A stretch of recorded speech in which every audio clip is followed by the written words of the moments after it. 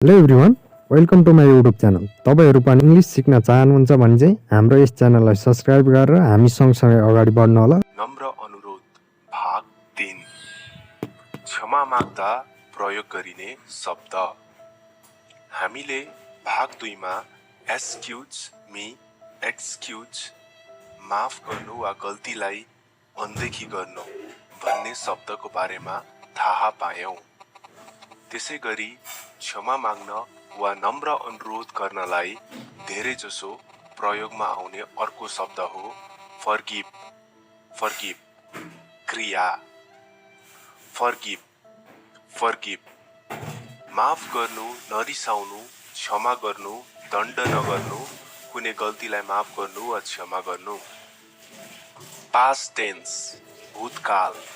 भूतकालमा फर्गिभलाई फर्गेभ भनिन्छ। Past participle पूर्ण भूतकाल।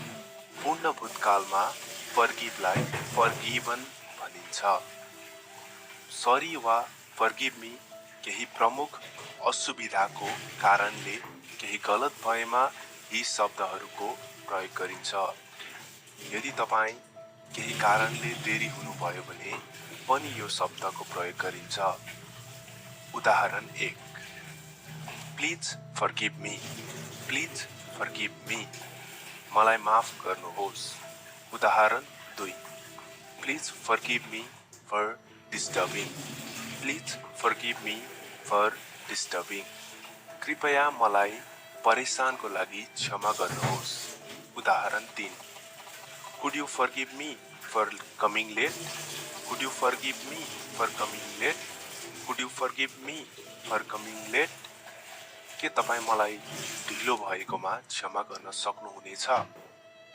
उदाहरण 4, O God forgive my sins. O God forgive my sins, हे भगवान मेरो पाप क्षमा गर्नुहोस्।